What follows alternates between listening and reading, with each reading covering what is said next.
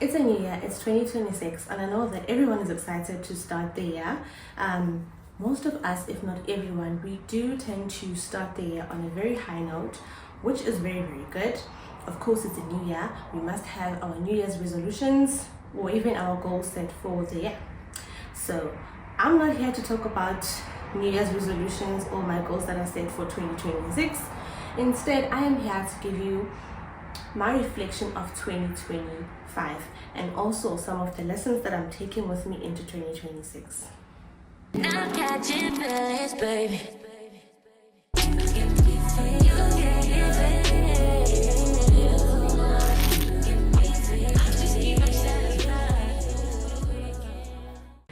Hello and welcome to my channel.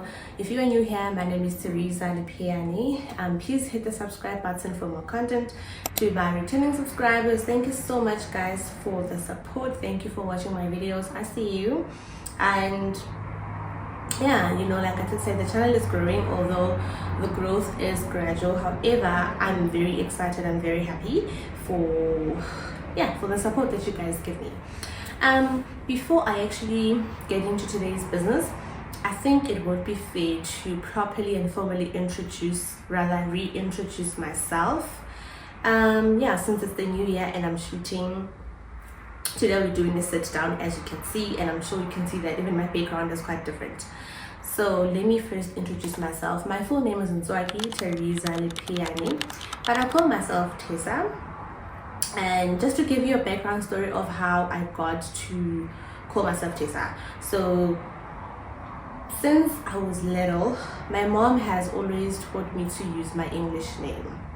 So my mom said to me that Nzwaki would be my home name. This is the name that I use when we are at home. So at school and at church, I've always been Teresa. However you prefer to pronounce it, whether Teresa or Teresa, it's totally fine with me. So yeah, throughout primary to high school, I've always been Teresa up until I think when I got to grade 11. I then decided, no, let me actually get myself a nickname, and the reason for that is because most of the learners in school, like my peers in school, they would call me Mother Teresa, others would call me Teresita, others would call me Teresa, and it was okay, it was cool. But then I thought, actually, let me just get myself a nickname, because to be quite honest, I didn't really like Teresa. I didn't really like it. But then I was like, no, it's fine, it's my name, so I'll call myself Tessa. And then that's how the name Tessa came into being. I've had this name I've been using this name Tessa since 2011. Throughout varsity, I would always introduce myself as Tessa, but I would state that my full name is Teresa, right? So yeah, that's how I got to call myself Tessa. Yes. So enough about that. I want to get into today's business. So as I've mentioned, that I will be talking about the lessons that I got from 2025, or what has the 2025 taught me. So I think 2025 was a tough year for everybody, or most people, myself included. I used to say that 2025 was just an emotional roller coaster for me. There was a lot happening, just to give you a bit of what happened. In February, I broke up with the father of my kids, and we were living together. So I went through a breakup. What else? Oh, my mom. Firstly, my mom got sick around, I think it was May if not June. My mom got sick. She got very, very sick. She was very, very sick. She couldn't do anything. She was bedridden, and I was stressed out because she's the person that stays and takes care of my kids. So you can just imagine how scared I was and how stressed I was. And then after my mom had recovered, my father started getting ill. I think it was around if not the end of July, it was the beginning of August. So my father also got sick, and yeah, it was also quite bad, you know. It was really, really just bad. It was tough. Yeah, so those are some of the things that I went through last year. Oh, another thing that happened is I lost the friendship. So I split up with my friend. This is a friend that I've had since high school, since 2012. Yeah, she was my, I don't want to say best friend, but yeah, she was my best friend. And the reason why I don't want to say best friend is because I don't really believe in best friends, so I took her as my sister, you know. So I also lost the friendship last year. We split up, and yeah, so those are some of the things that I went through during the year of 2025.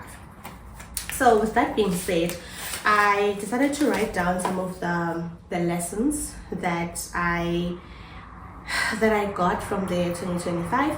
And then the reason I did this is because before the year ended, yeah, I think the last week of the month, or 2 weeks before December, yes, no, sorry, the last 2 weeks of December, pardon me. So the last 2 weeks of December, I said to myself, I'm gonna sit down and do an introspection and also reflect on everything that has happened to me. And yes, I also I know that at some point last year I kind of lost control or lost myself because there was a lot happening.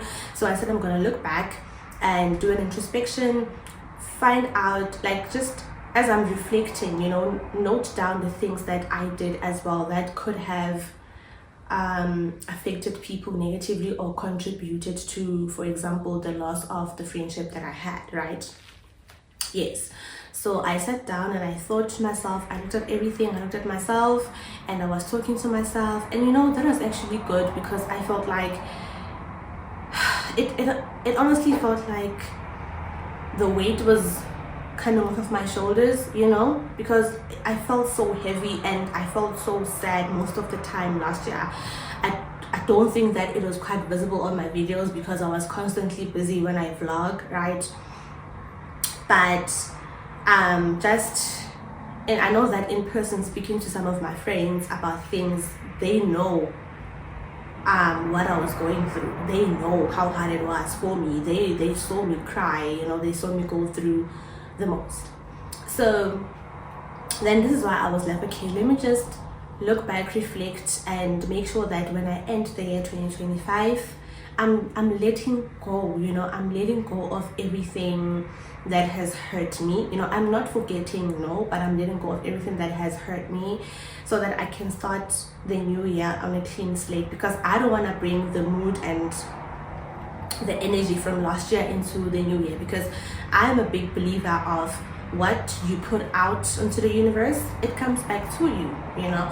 So I didn't want that upon myself. That's why I said, let me do an introspection and some reflection and forgive myself and forgive others. I remember I even had I had a phone call with the father of my kids. I remember I called him and I spoke to him on the phone, and I was apologizing and for everything that I've done, you know, bad to him. You know, I did apologize, and he did say that he forgives me, and he was actually quite relieved and happy that I did that, you know. Yeah, so let's just get into the lessons that I'm taking with me into 2025. Guys, you don't have to, like, if you also have lessons that you took from last year and you wanna bring, like, you wanna take them with you into the new year, that's totally up to you. You don't have to.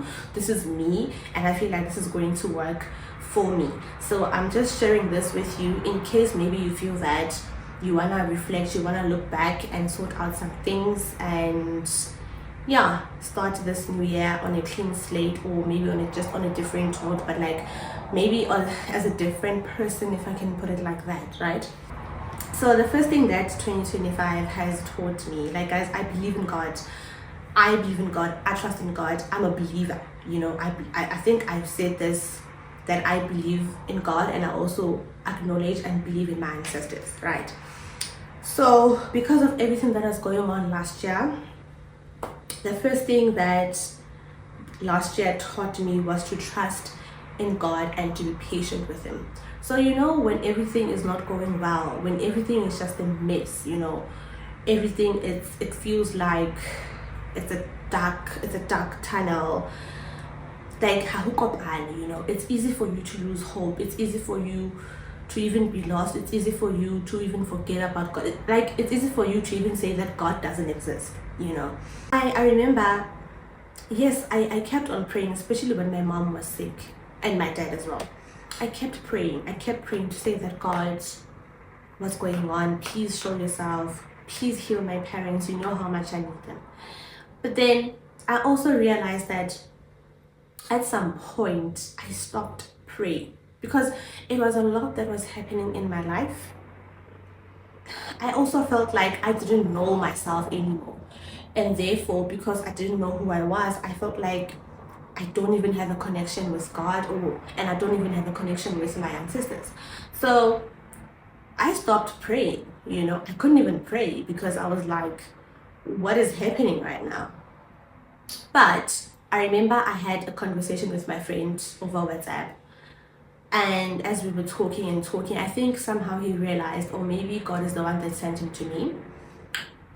I remember he sent me a list of scriptures to read on the Bible. He said to me, my friend, I know that you've been going through a lot and I can tell that you are not okay. So I'm going to give you a list of scriptures to read. You're going to have to read this every single day. And I said, okay, my friend, challenge accepted. But trust me, when I say I was also exhausted, I was exhausted emotionally, spiritually, physically. Like, I was just so tired, you know. I couldn't read the scriptures. Like, I even stopped reading my Bible verses every single morning. I was just so exhausted. But then I remember I sat down and I thought to myself, you know what, Tess, this is not you. This is not you. There is no way you cannot, you can say that you believe in God, but right now you are struggling, or you're not even pushing yourself, or you're not even trying to invite him and tell him everything. Because I remember that I was telling all of my friends what was going on, what was happening around me. And then I said, yeah, I've told everyone what's happening, you know. Everyone knows. But then I said, but you haven't told God. Yeah, he probably knows what's happening, but you haven't sat down and had a conversation with him. So turn back, stop talking to people, turn to God, speak to him, speak with him, tell him exactly what's happening, and then ask him to heal you, ask him to lead you, you know, ask him for power, ask him for strength, you know. And after I had that conversation with myself, that's when I actually started going back, turning to God. I remember I sat down on my bed, and that day I was just so emotional. I remember I said a prayer, and then the prayer turned into a chat with God. And before you know it, there I was crying. And the good part about that was that with me speaking like that and coming as I am, just as God says, come to me as you are, you know. I honestly, after that conversation that I had with him, I just felt so light. I felt so light, and somehow I felt healed in a way. I don't know, but I felt so light, you know. And like, how do I even put it? I felt free, you know. After that talk, after crying, I felt free, I felt light. And I asked myself, why have I been delaying myself? Why have I been delaying this process? You know, why wasn't I availing myself to God? Because he's been there this whole entire time. All he wanted was for me to avail myself to him, come to him, and as imperfect as I am, tell him whatever that's going on, and he'll take care of it. So that's one of the things, some of the things that I learned. That was the first lesson that I learned, that I need to be patient in God. And I know that obviously talking to him that moment doesn't mean that everything will be okay or everything will be sorted out instantly.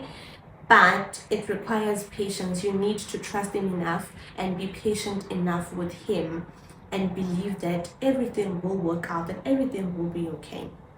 And after that time, I felt so light, and I released everything and I said, God, please take over. And so he did. So let's move on to the next point that I learned was to be patient with myself. As I said, that being patient in God also taught me to be patient with myself.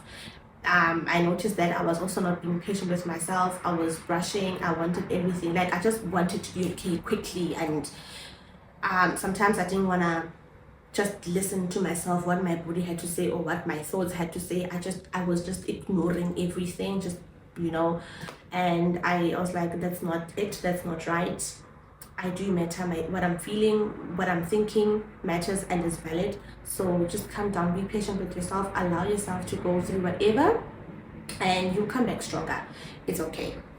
The next point that I have written down is, I also learned that it's okay not to be okay, but do not live in sorrow. Life has so much to offer. So obviously when things are not going well, you tend to drown in your sorrows, or you sometimes fall into depression, right?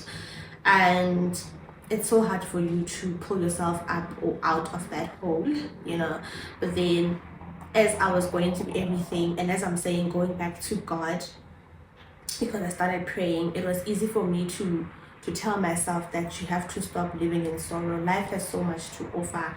So when you go out, don't go out with that sadness. No, don't.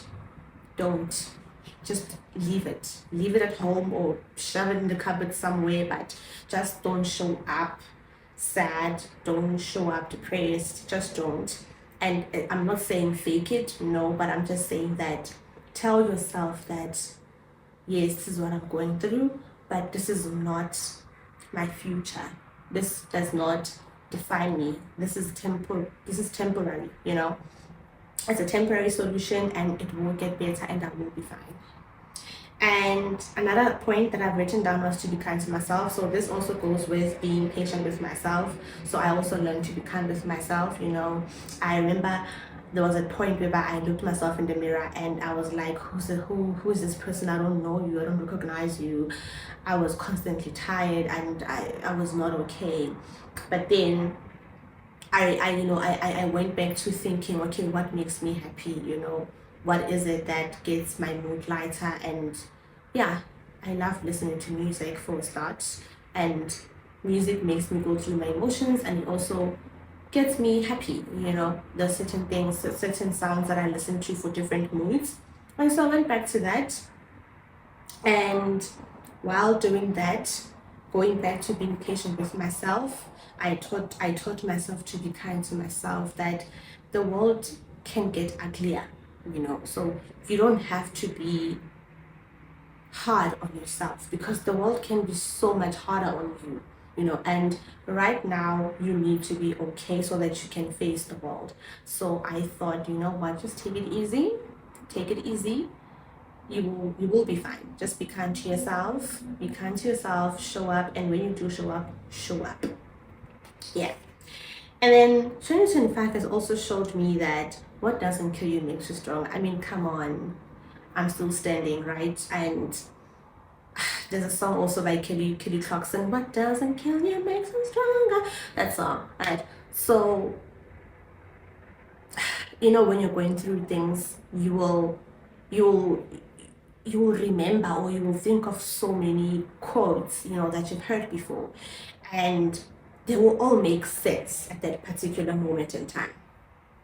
So looking back, reflecting, I then realized that what doesn't kill me makes me stronger. Look at the challenges that I faced, the obstacles that I've encountered. However, I'm still standing, and that goes back to God, that what, when I spoke to God, I said, please guide me, please lead me, please give me the strength, the courage, the wisdom that I need to face and win these battles, help me fight these battles. And because I had invited God, this is why I'm still standing. This is why I'm strong and I'm powerful. This is why I'm able to show up. You know, you showing up, it means that you are powerful. And that's when I realized that what doesn't kill you makes you stronger. Yes, it might have killed you emotionally at that time, but you were still here. And I'm rising, I've risen even more stronger. Yeah. Another point that I have here is that I should put myself first. It's okay to be selfish, guys. You need to put yourself first. Put yourself first, and not everyone deserves a piece of me. Another thing is I turn to avail myself to everyone or most people, and I give a piece of me. And it does hurt because sometimes it leaves me empty, you know. And you know when they say that you have to fill yourself up first, fill your cup first fill up your cup first before you can actually go out there and start sharing with others, right? So I realized that because I was not also in a good space, I also needed and wanted comfort, but in a way I turned now to make myself available and accessible to everyone, and which is not right. That just empties my cup even more, and you don't want to do that, you know. You need to be whole, I need to be whole in order for me to be able to show up healthy. And yeah, so that's one thing that I taught myself, that not everyone deserves a piece of me. It's okay to say no, and it's very important to say no, right? And put yourself first, even if they call you selfish or whatever, but put yourself first because you matter. You matter. And I also learned that love leaves scars and love heals. So with this point, I'm gonna go back to the breakup that my breakup with my baby daddy. Yeah, love leaves scars. Obviously, we were in love, we loved each other, and at the end, we were both scarred, right? But also when I say love heals, I realize that, you know, the people that surround you, even family and friends, you know, because there is love that exists within you guys, or yes, around you guys, this is why you are able to heal, or this is why the healing process is faster, or healing can be a little bit easier, if I can put it like that, right? That's because of the love that surrounds you. So that's something that I also learned, that love leaves scars and love also heals. And lastly on my list, I also learned that scars do heal. Scars heal, and I will be okay. I will be okay. Scars heal and I will be okay. You know, when they say that time heals all scars, I don't know if that's true, but I realize that as time goes, it does get better. Day by day, it does get better. But as I said that, it's not me wanting to forget the experiences, but I just want to close the chapter. I want to be okay. Yes, it happened, but I do not want to dwell in the past because it makes me sad, right? So I want to heal. So I'm closing the door, you know, I'm closing the door, and I'm starting my journey of healing, if I can put it like that. Yeah, I'm closing the door. I've acknowledged everything, I've gone through everything, and now I just want to be okay, you know. I want to be okay. So yeah, that's what I learned. And I've written down some words of affirmation for myself, or to myself, that I'm strong, I am wise, I'm beautiful, and I'm powerful. I'm going to repeat the words of affirmation that I've written down as: I'm strong, I'm wise, I'm beautiful, and I'm powerful. It's also something that helps me get through the day, or whenever I tend to feel a bit shaky, you know, or a bit down, I remind myself that I'm strong, I got this, I'm powerful, I can do this, you know. And I'm beautiful, you know, even if, yes, we do have our flaws, we do have imperfections, but I remind myself that I am beautifully flawed, you know. Yes, I have my flaws, but I am beautifully flawed. So yeah, guys, these are the lessons that I am taking with me into 2026. And I feel that is important for me to take these lessons with me, because I will always remember where I come from, and also I will remember my value as well, you know. For example, when I said put myself first, that just shows Ubuti, like being Kasirat, you take yourself seriously, you know. So these are some of the lessons that I'm taking with me into 2026. I hope that you enjoyed this video, guys. And I hope that it's audible, because I'm a bit far from my phone. I need to get a mic, so that at least when I do sit downs, I'll be audible and clear. So yeah, guys, thank you so much for watching. If you have watched until this far, thank you so much. Please do, in the comment section, just drop a comment, like, you know, tell me what are the lessons that you are taking with you into this new year. And if there are no lessons that you're taking with you, but it's totally okay, no problem. But if there's something that you would like to you know, highlight, that you know you are taking with you into this new year, please do leave it down there in the comment section. But for now, let me love and leave you. And before I forget, happy new year, guys. It's still January, so happy new year. I'm like all the people, I'm gonna say happy new year until March.